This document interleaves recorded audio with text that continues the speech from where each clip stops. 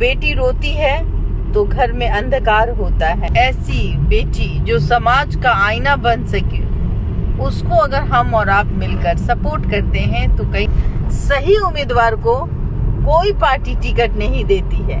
प्रशांत किशोर को देख लीजिए, ये तो सबसे ज्यादा पागल आदमी लगता है। पहले कभी बीजेपी में, कभी जेडीयू में, तो कभी आरजेडी में, सब जगह उथल पुथल, सबके गोदी में बैठ बैठ करके अपनी पार्टी बनाते हैं। जन स्वराज, सब कैंडिडेट हारेगा। कौन जानता है मसीहा कभी बने हैं? किसी का उद्धार किया है उन्होंने आज तक? गरीब का नेता बनते बनते, मैं गरीब का बेटा हूँ, गरीब का नेता हूँ, ये लोग अमीर बन जाते हैं विधानसभा में जीत के। विधायक हो, एमपी हो, जरा सोचिए, जिसका पति पावर स्टार हो, उसकी बीवी के पास पैसे नहीं हैं, पैसे की जरूरत होगी और है तो वो हम भी हेल्प करेंगे ज्योति के लिए। एक राजपूत कभी मजाक नहीं बनाता अपनी स्त्री का, उसने अपनी स्त्री का मजाक बना दिया सबके सामने। ये है वो पवन सिंह का काला चेहरा। कल से वो परेशान थी, बहुत उदास थी। मैं बार बार ढाढ़स बंधा रही थी कि नहीं, काराकाट की जो जनता है वो आपको पसंद करती है, प्यार करती है।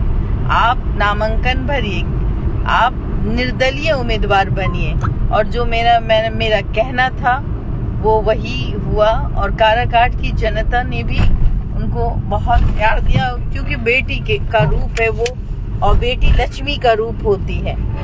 एक बेटी रोती है तो घर में अंधकार होता है। मैं क्यों कहती हूँ कि एक शोषित लड़की समाज का आईना बन सकती है। हमने कई उम्मीदवार देखे, कई को विधायक बनते हुए देखा। चूंकि हम भी बिहार की बेटी हैं तो ऑफ कोर्स हमने भी वोट दिया होगा। ऐसी बेटी जो समाज का आईना बन सके, उसको अगर हम और आप मिलकर सपोर्ट करते हैं तो कहीं ना कहीं एक विधानसभा तो सुरक्षित हो ही जाएगा।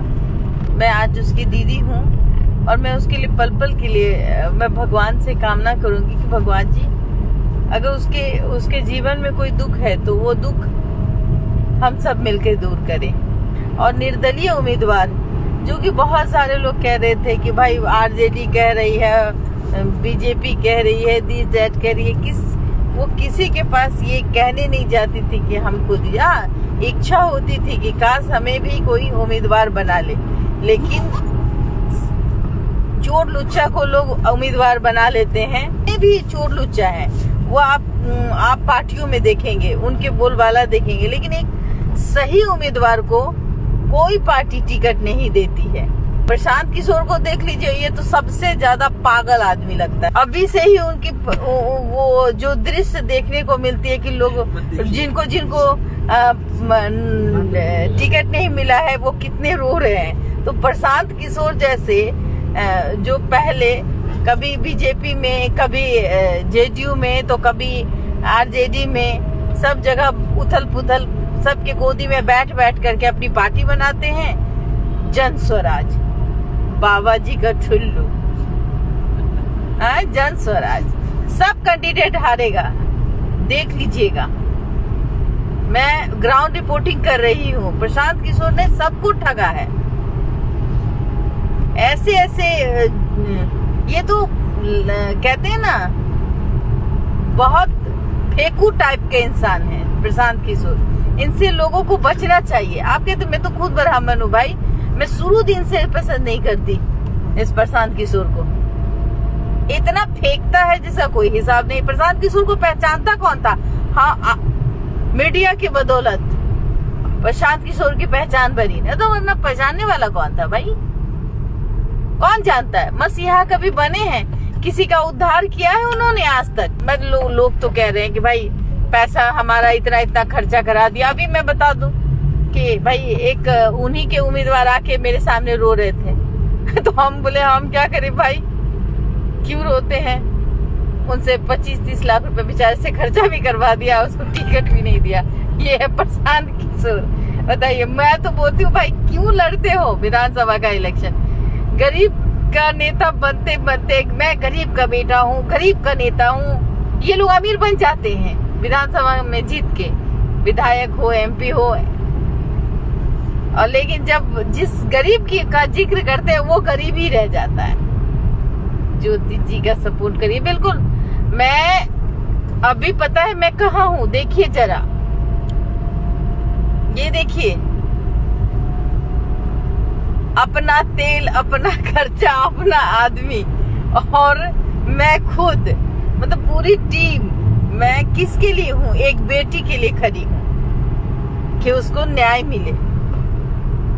जरा सोचिए, जिसका पति पावर स्टार हो, उसकी बीवी के पास पैसे नहीं हैं इलेक्शन लड़ने के लिए, तो शर्म आनी चाहिए ना। हम लोगों के समाज में ये कहा जाता है कि अगर पत्नी जो है वो पाप करती है तो पति पे पड़ता है। अगर पत्नी अगर को खर्चा नहीं दे और पत्नी अगर रोड पे आ जाए तो समाज उसको बुला करके घर लाता है। और ये एक पत्नी है जिसको इतनी तकलीफ मिली है। आज उनके पास पैसा नहीं, लेकिन फिर भी मैं अनुरोध करूंगी कि अगर ज्योति सिंह आप लोगों से सपोर्ट मांगे तो 1 रुपया, एक बेटी को खोइचा दे तो सकते हैं ना। हम लोग खोइचे में जब हम विदाई देते हैं तो उस बेटी को कुछ तो देते हैं ना। मेरे तरफ से मैं ज्योति के लिए पैसे की जरूरत होगी और है तो वो हम भी हेल्प करेंगे ज्योति के लिए। राजपूतानी है वो, उस बेटी को आप न्याय दिलाइए इस रूप में, ना कि पवन सिंह की पत्नी है इसलिए। कोई पवन सिंह ने उसका साथ इसलिए छोड़ दिया क्योंकि उसने एक मजाक बना दिया उस लड़की का। एक राजपूत कभी मजाक नहीं बनाता अपनी स्त्री का, उसने अपनी स्त्री का मजाक बना दिया सबके सामने। ये है वो पवन सिंह का काला चेहरा।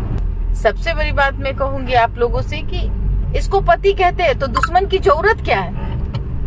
लोग कहते हैं कि दुश्मन भी जो है ना, वो अपने घर में कोई आ जाए तो उसको बैठा के 1 कप पानी पिलाया जाता है, 1 कप चाय पिलाया जाता है, 1 गिलास पानी पूछा जाता है। हम लोगों के गांव में कहावत छे कि कोई अले दुश्मने छे तो की भेले, अरे भाई दे दियो ना, बैठेला बढ़िया सा एगो कुर्सी निकाल के बाहर कर दियो तब बैठ जेते से। हम सब मैथिली समाज के लोग हैं और तब हम उस लड़की का साथ दे रहे। जरा सोचिए, बेटी को अगर हम साथ नहीं देंगे तो कौन देगा? हर बेटी आज कहीं ना कहीं घुट रही है। शादी हो जाती है, दहेज दिया जाता है, सब कुछ देने के बावजूद बेटी के साथ अत्याचार होता है। क्या है? बेटी तो पराई धन होती है। बेटी तो अपने पिता से, जब तक वो पिता के घर में रहती है, मांग के खाती है। पति के घर में रहती है, पति के आश्रय पलती है। और जब पति सब कुछ होने के बाद पत्नी को हाय रे पति, तो दुश्मन की क्या जरूरत है? पवन सिंह से तो मैं कहूंगी कि दुश्मन की क्या जरूरत है? पति ही ऐसा है जो अपनी पत्नी को जलील करने के लिए रास्ते पे छोड़ा हुआ है। शर्म तो पति को आनी चाहिए कि मेरी पत्नी 1 रुपया मांगेगी किसी से चुनाव लड़ने के लिए। अरे चुनाव लड़ने के लिए मजबूर भी तो उन्होंने ही किया ना। आज 4 दीवारी में रखते तो शायद वो घर में चूल्हा चौका करती, खाना बनाती, बच्चे होते। राजपूत की बेटी का ये मजाक समाज देख रहा है। सिर्फ राजपूत की बेटी को, हर वर्ग की बेटी के साथ ऐसा होता है। अगर माँ बाप सहारा ना दे तो वो फांसी लगा के मर जाए। और एक बेटी ने ड्राम में काट दिया एक लड़का के कारण, तो भाई सब लड़का समाज एकदम दहशत में फैल गया।